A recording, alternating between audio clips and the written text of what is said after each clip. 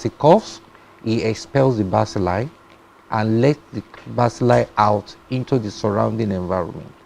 And as far as you are alive, you have to breathe. As you breathe in, you also breathe in the bacilli because the air around that environment is contaminated. So the route of transmission is through the air, is airborne. Okay, so I like this conversation because it's more like educative right now, educating people that there's something called tuberculosis and, you know, how you can contact it, how you can also treat it as well. But you made mention of a particular type, so which means that there are types of tuberculosis. Definitely. So you can just, you know, talk more about that. Yeah, for the sake of my audience, TB can be classified in different ways, but I would just like to classify it based on the body parts that is affected. If it affects the lungs, it's called pulmonary TB. Okay. And it affects other parts of the body, it's called extra pulmonary TB. Okay. TB can affect virtually every part of the body, from the brain down to the limbs. Like it can affect the covering of the brain, we call it TB meningitis. It can affect the skin, it can affect the joints, it can affect the organs in the stomach, you know, in the abdominal area, it can affect it. TB can affect the joints, and then a common one that we see in children is TB of the spine. You know, you see a child that has a swelling at the back of the spine, something that is called a gibbous. TB can also cause that. And all of these are still airborne. They contracted it from yeah, they contracted it. So the one that is transmissible is the pulmonary TB. Okay. Because someone who has TB that is pulmonary in nature will have to cough, expel the bacilli, then pass it to people in the same environment. But the extra pulmonary that affects other parts of the body is not transmissible. Yes. So, but then that is not transmissible. How did it now, you know, travel in the body system to affect the covering of the brain and other parts of the body? The person who had extra pulmonary TB would have gotten it from someone who had pulmonary TB. Okay. Inhaled it in, then the TB now moved through the bloodstream to other parts of the body. In these cases of extrapulmonary, you know, tuberculosis, do we have those cases in very large numbers? Because, like, you know, for most people, we are just hearing now for the first time that tuberculosis is in other areas, you know, but then how widespread, the percentage of people that suffer from extrapulmonary studies have shown that, yes, studies have shown that about 70 to 80% is pulmonary, while the other 20 to 30% is extrapulmonary. Okay. It's actually there. We just need to look very well. We'll find it. So can we say that the numbers are not scary? When you talk about percentage, is different from number. The number are scary, but the percentage of pulmonary to extrapulmonary, as I said, is 70 to 80% to 20 to 30%. But in terms of absolute number, is scary because globally, in 2001, the global TB notification was 6.4 million people globally. And in Nigeria, we were able to have 47% of the total TB burden that was expected from Nigeria. It was expected that we should have about 400,000 TB cases, but we are able to do 47% of that figure. Something you just said now that is very striking. Is there something in certain topographies that makes tuberculosis more prevalent in certain countries than other countries? Because if it's airborne, is this something in the topography of Africa or in Nigeria that makes it more prevalent here than in other continents of the world? I don't think it's about the topography. TB is said to be a disease of the poor. It's commoner in people of low socioeconomic status compared to people of high socioeconomic status. So it has to do with the economic status of a particular nation and of a particular people. So why exactly is that so? And from what you described, it's more like why we're seated here today is to talk about pulmonary TB, which is more prevalent than the other kinds of TB. But why do we have it, affecting the poorest of the poor more than it is affecting the elites? Is there something that, the poor people are doing or not doing that is causing this to happen? There are a lot of factors, okay. But like risk factors? Yes, something like a risk factor. Okay. But you see, the number one highest risk factor that comes toppest on the list for someone to have TB is undernutrition. And undernutrition is more in people of so let me say low. Break it down. When you say undernutrition, that means undernutrition,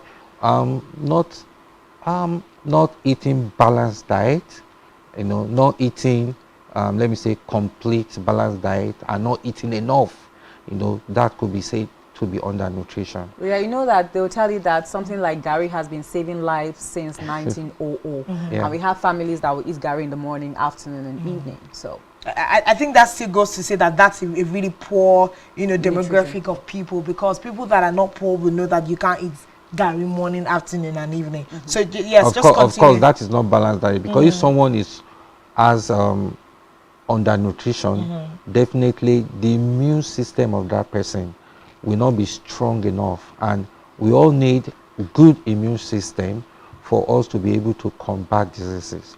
So those who have undernutrition, that means the immune system will not be able to help them fight diseases, and TB comes in that list. Yes. Okay, so you were mentioning risk factors. Go ahead. So undernutrition, Yes. HIV infection, diabetes, alcohol abuse use.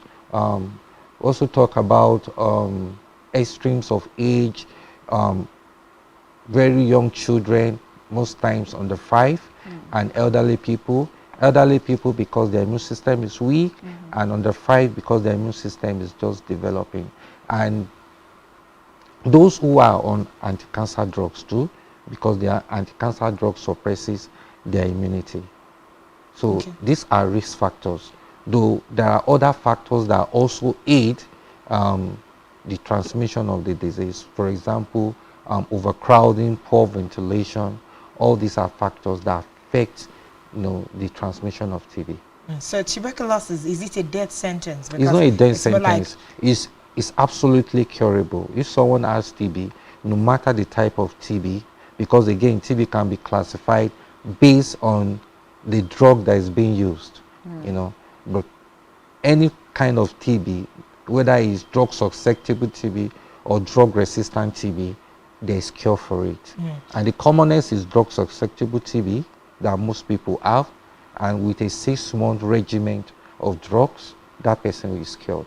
It makes me wonder why someone that has come down with TB will be going through a 6-month regimen before the person can, actually recuperate.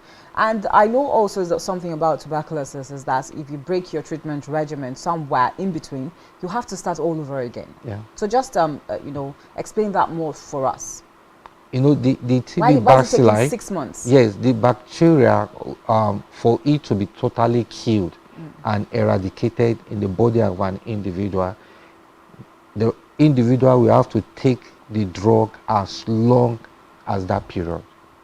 If the duration is not completed, then that person may have resistance to that drug. The bacteria, the Mycobacterium tuberculosis, may develop a resistance, and that makes it more difficult for that TB to be treated.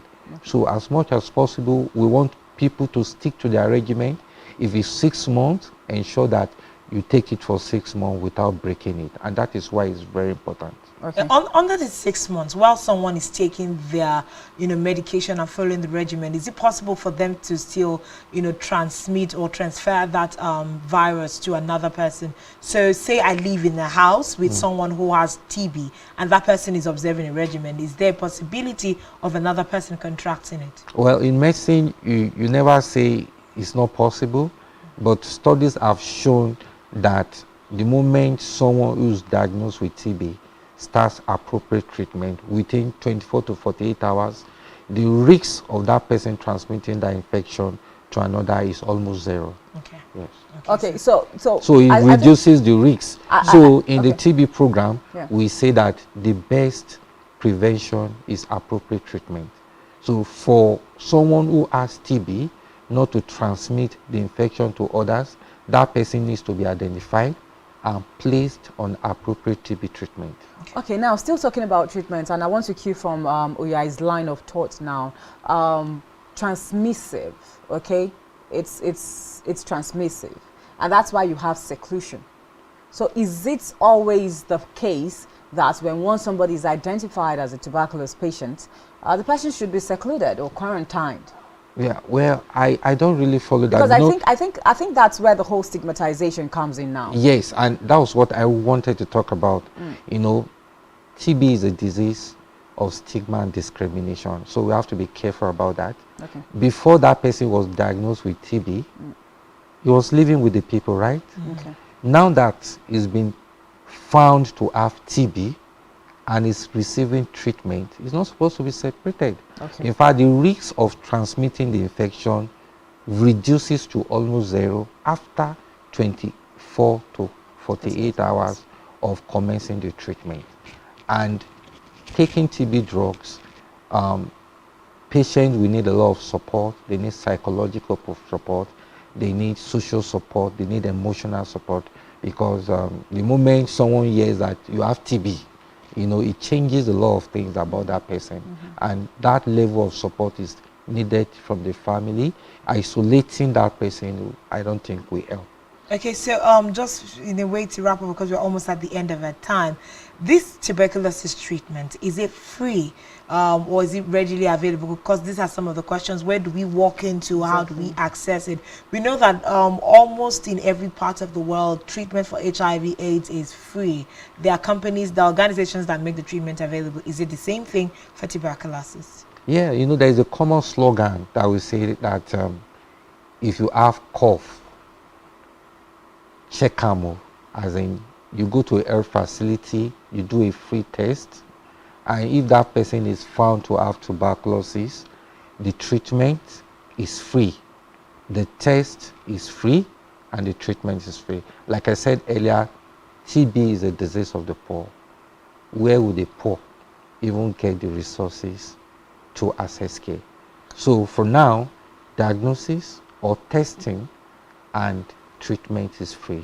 I think that's good news for anybody that is having or suffering from tuberculosis. But lastly now, the theme for this year is we can end TB. Yes, we can end TB. Yes, that's what I'm coming to. Why haven't we, you know, the world over, since we're celebrating, is a world celebration now, why can't we come up with a vaccine that people will get, just like we get vaccine for COVID, yes, for example, now we get vaccines for COVID. Why can't we manufacture vaccines that can actually end this totally, instead of going through how many weeks now? 6 months? 6 months. Yes, 6 months. 6 months regimen treatment of taking plenty drugs. For me, I can't stand drugs. So there are people that are on this same table with me. Why don't we come up with a vaccine? Okay, I would just like to say a very short story. I know the time is almost gone. If you look at the TB notification in 2019, before the onset of COVID, was 7.1 million globally. And we thought we are going to making that upward, you know, progression. But when COVID came, took the attention, and the notification globally came down. And came down to 5.4 in 2020, but in 2021 we made just a marginal gain to 6.4. Now you could see that COVID took the attention, and it had a negative impact on TB. Mortality as a result of TB also increased when COVID came. Now, the slogan for the theme for this year, yes, we can end TB, is a response to the negative impact that COVID had on TB. we're just trying to recommit ourselves, reassure ourselves that despite the negative impact, that we can still make effort to control TB globally. Okay, I think that would just be it. Obviously, tuberculosis is not a death sentence, just like Dr. Nisi has said. And I like the fact that he's also reiterated the fact that treatments from diagnosis to treatments to everything is free. So you can walk into any Health facilities. Yes, and get treatments for free. Both as private well. and public. Nice, that's right. All right, thank you so much, Dr. Nisi Thank you for having Toby, me. Senior Program Manager, KNCV, Nigeria. Thank you so much for your time. Thank you. Well, yeah, I think this is wrap-up time. Yeah, definitely wrap-up time. Days of good education feels good to the brain, and we've been, educated up back and forth on certain, and then handling certain myths around tuberculosis. So it's been a good experience, and I want to say a big thank you to everyone who was a part of our show today, everyone who called in and made contributions. We absolutely appreciate it. My name is Uyai Aneka. Definitely will see you again tomorrow. Yes, we'll definitely see you again tomorrow for another edition of Rise and Shine Daily. But at this point, we'll hand you over now to Sports Central, where we have Isaac and Blyden Ukem Talk Sports. My name is Janice Cobham. See you again tomorrow. Bye-bye.